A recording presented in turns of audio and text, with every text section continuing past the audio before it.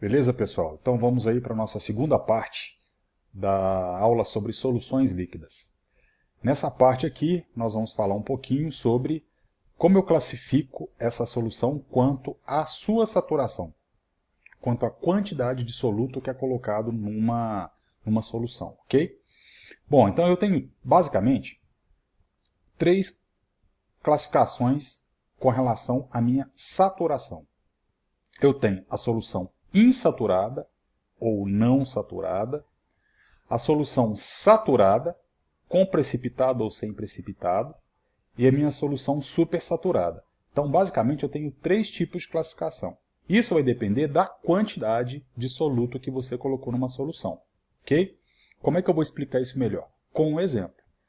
Então, vamos supor, por exemplo, que eu tenho aqui o meu soluto, no caso, o meu NaCl, sal de cozinha, e o meu solvente é água. Eu coloquei sal de cozinha, né, numa quantidade de água. Aí eu misturei e houve uma solubilização, ok? Então eu misturei água e sal de cozinha, formando uma solução salina. Então, neste caso, eu estou exemplificando o meu soluto como um NaCl. Então, se eu tiver NaCl a 20 graus Celsius, que está o meu sistema, em 100 ml de água, a minha quantidade de água colocada foi um copo com 100 ml. Qual é a minha taxa de solubilidade máxima de cloreto de sódio nessas condições?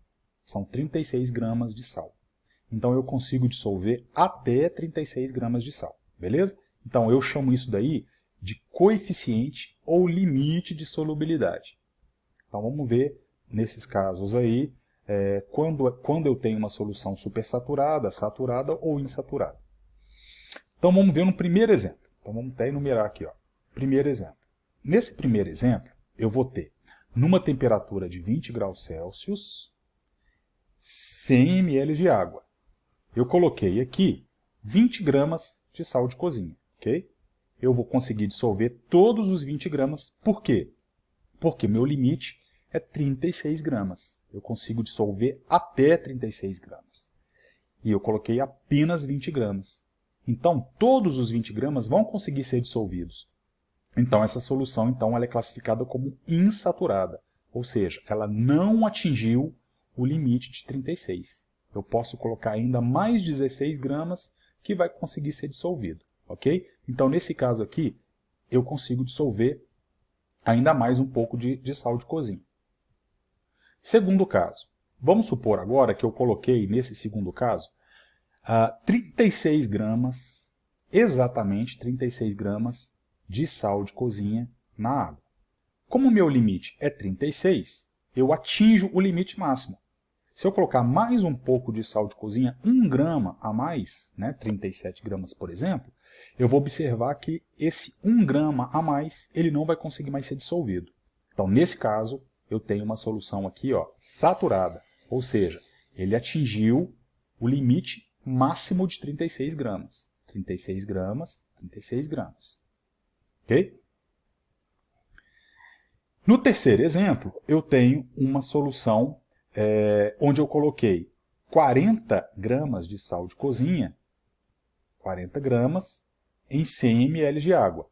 Então, esses 40 gramas, observem que ele está a mais do que o limite. Então, o que eu vou observar? Eu vou analisar que eu vou conseguir dissolver os 36 gramas, mas 4 gramas não conseguem ser dissolvidos. Ele passou, né? Se a gente tirar 40 menos 36, sobram exatamente 4 gramas de corpo de fundo, ou o que eu chamo de PPT. O que é PPT? Precipitado. Então, como é que eu classifico essa solução aqui? Essa solução ela possa ser chamada de saturada, mas com 4 gramas de precipitado. Certo?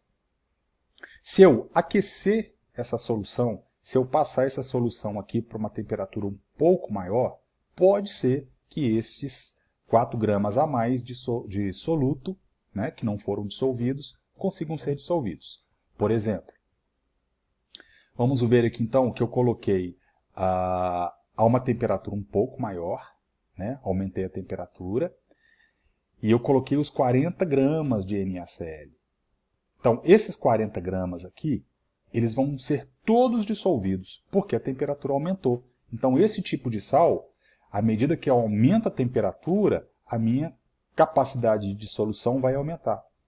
Então, a 20 graus eu consigo dissolver 36, mas a 90 eu consigo dissolver exatamente esses 40 gramas. Então, nesse caso, todos os 40 gramas são dissolvidos.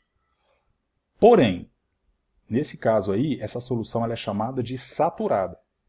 Ok? Quando é que eu terei uma solução supersaturada? Então, vamos supor que eu deixei esses 40 gramas dissolvidos. Só que a temperatura resfriou. Ela voltou para 20 graus. A 20 graus, eu vou ter, então, todos os 40 gramas dissolvidos. Eles continuam dissolvidos. Lembra que o limite era 36. Mas como eu aumentei a temperatura, eu consegui dissolver todos os 40 gramas. Se todos esses 40 gramas estiverem dissolvidos, mas numa temperatura menor, caso 20 graus, eu tenho uma solução super saturada. Ela está além do limite e todos esses 40 gramas continuam dissolvidos. Portanto, essa seria uma solução supersaturada. O que vai acontecer? Como esse sistema é um sistema muito instável, se eu balançar o sistema ou se eu adicionar um cristalzinho de sal a mais, esses 4 gramas que estavam dissolvidos, além do limite, eles surgem, eles aparecem, eles precipitam.